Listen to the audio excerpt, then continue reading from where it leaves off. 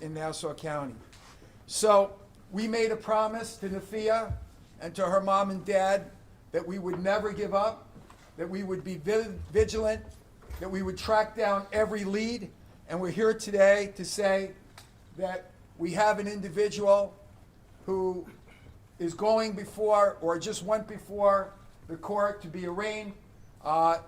District Attorney Ann Donnelly is going to vigorously prosecute this case. But I wanted to take the time out to thank our great, great men and women of the Nassau County Police Department for their hard work. Again, we made a solemn pledge, and we made that pledge time and time again, that we would go and follow every lead, no matter where it led us to, in order to solve this crime and bring justice to Nafia and to her family. So I am incredibly grateful for the police work that we've done. Nafia is a wonderful young lady. I've gotten to meet her a few times, and she is a symbol of courage and fortitude. Her parents have stood behind her rock solid, and this is a day where justice will be served. And with that, at this time, I would like to introduce to you our lead prosecutor. She does an amazing job. She will be taking over this case and prosecuting it to its fullest extent. Our District Attorney, Ann Donnelly. Ann? Thank you, County Executive Blakeman, Commissioner Ryder. Nafia, thank you for being here today. The first time I met Nafia was over 4 years ago, and I made her a promise. And I promised that we would work tirelessly with the Nassau County Police Department to solve this crime. I want to thank my prosecutors who worked so hard on this case to bring it to at least the beginning of what is the prosecution today. So we're here this morning to announce that after nearly 5 years, through the incredible efforts of our Nassau County Police Department, and I cannot emphasize enough how hard the Nassau County Police Department worked with us on this case. And my prosecutors, we have now indicted the individual responsible for attacking Nafia Ikram with acid outside her home in Elmont in 2021. That individual is Terrell Campbell. He was arraigned this morning here in Mineola on charges of 2 counts of assault in the 1st degree, criminal possession of a weapon in the 4th degree, and unlawful possessing noxious materials. He was remanded by Judge Joy Watson. If convicted, he faces up to 25 years in prison. On March 17th, 2021, at approximately 8:30 p.m., Nafia, who was just 21 years old at the time, was returning to her home on Arlington Avenue in Elmont with her mom after working at a local pharmacy in Baldwin. Her mom went ahead into the house while Nafia gathered her belongings out of the car and made her way to the front door. But before she could get into the safety of her home, she was attacked from behind. Sulfuric acid was thrown at her, covering her face and chest, going into her eyes, her mouth, and causing severe burn injuries. The assailant ran and disappeared. An extensive coordinated investigation between the Nassau County Police Department, my office, and other law enforcement partners began. For nearly 5 years, law enforcement ran down every lead. They investigated every tip and every piece of evidence to find Nafia's attacker. Video evidence collected from the scene shortly after the attack captured the assailant in a red Nissan Altima, a block away from Nafia's home and fleeing from the scene. But despite exhausted efforts, we were unable at the time to match that vehicle to an owner. Late last year, new evidence came to light that jump-started our investigation and led to this arrest. And that evidence pointed to Terrell Campbell of Brooklyn. Once we learned Campbell's identity, with the help of the New York City Police Department, we located his address and found a red Nissan Altima parked outside. We later learned that he had regular use of a red 2015 Nissan Altima back in 2021 that was registered to a family member. As we continued our investigation, we reviewed Campbell's internet search history. In the minutes following the 2021 attack, we found searches asking, how do I remove sulfuric acid from my car's fabric?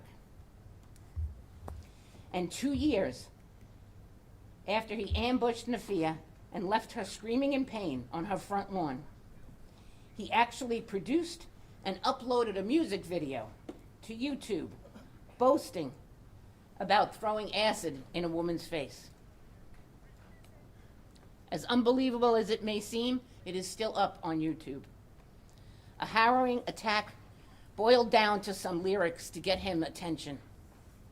Under the name Young Based Prince is a song called Obsidian. And obsidian means hot lava that comes from a volcano, and when it cools into a rock, it's called obsidian rock. In this song, Obsidian, he raps on the street in the night like a hitman assassin, trying to run up and have your face burned in acid. It's sickening, it's cruel, and it's brazen. But through the incredible detective work and through the incredible partnership with my prosecutors, finally, we believe this almost 5-year-old mystery has been solved. These past 5 years have not been easy for Nafia. She survived the attack, but that was just the beginning of a painful journey for a beautiful young woman. After the attack, she permanently lost eyesight in her right eye. She has undergone countless surgeries and reconstructive grafts. The scarring in her throat is so severe that she must suffer through routine operations to remove scar tissue. This is critical surgery that allows her to breathe and eat normally. For the past 5 years, she has endured this unimaginable pain. She has also lived with 2 heartbreaking questions: who and why? Today, I am proud that we are finally able to answer one of those questions: the who. As for the why, our investigation continues, and we cannot provide any additional details at this time. But it is clear this heartless defendant intended to cause her irreversible harm. And later, he cared so little about the traumatic, life-altering injuries he caused, he used the attack to try to further his rap career. Campbell thought he got away with it. He bragged on the internet for everyone to see. He thought, after several years without an arrest, that he was home free. But he could not have been more wrong, because he doesn't know the Nassau County Police Department. He doesn't know my office and my prosecutors, but he will now. We will hold him accountable for the anguish he caused this young woman and her family. I'm going to turn it over to Police Commissioner Ryder. Thank you.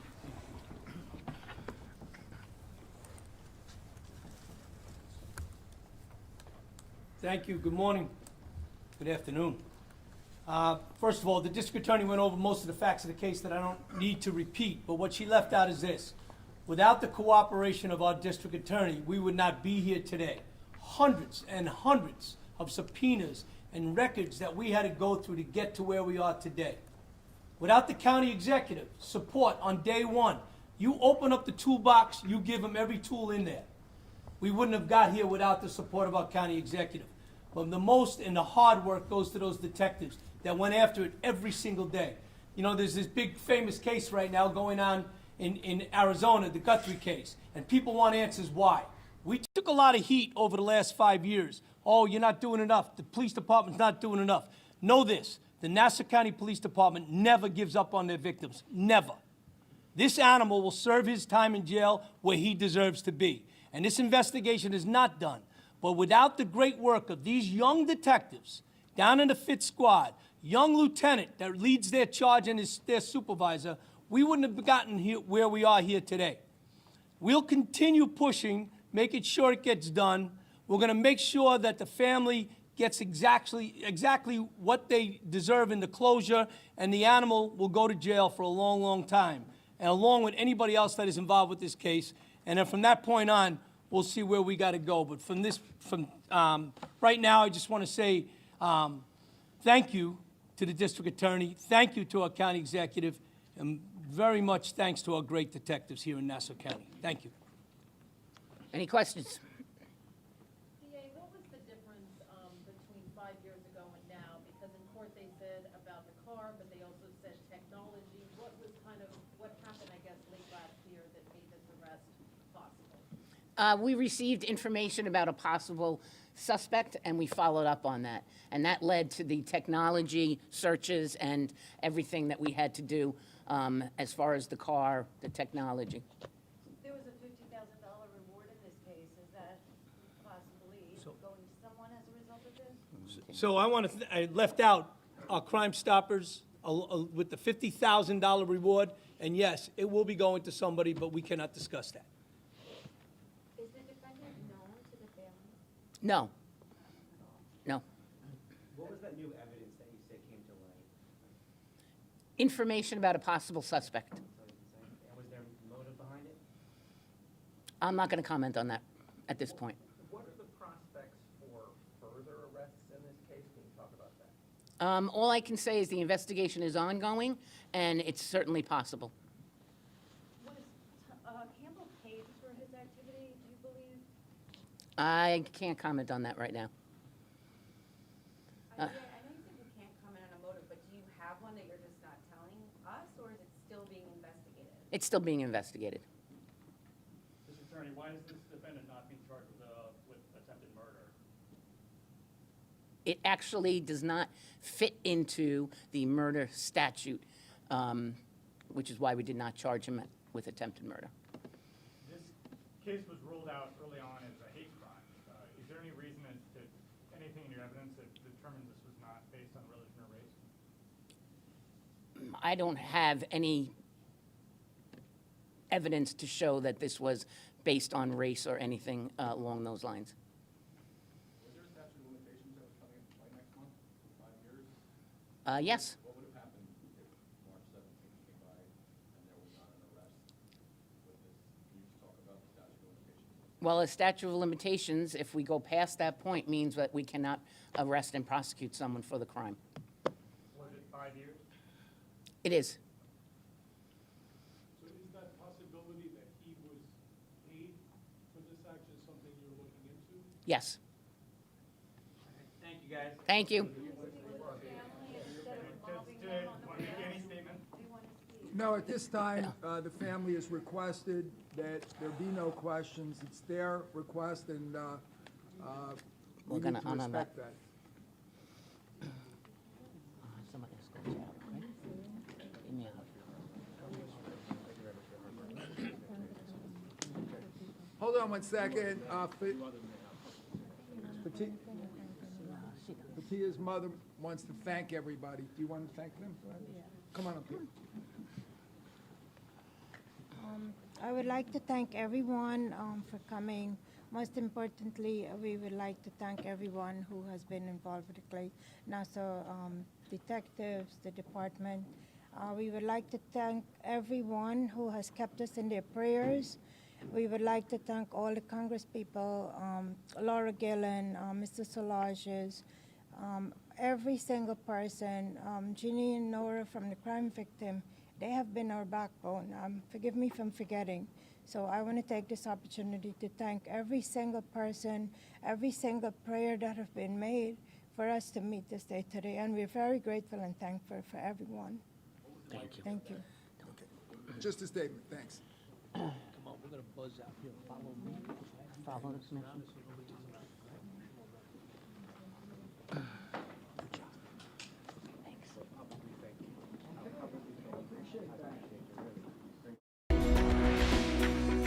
We now join CBS 2 News, already in progress. Another issue, Cindy, is that it reveals that there are things that have been redacted in these 3 million pages plus of Epstein files that should not have been, and that there may be a need to do more investigations, potentially, Cindy, more prosecutions. And Scott, Senator Schumer is joining Epstein survivors today, pushing for new law. What can you tell us about that? Yeah, a few minutes ago, Senator Schumer and a group of Epstein survivors pushed for this new law which would expand the statute of limitations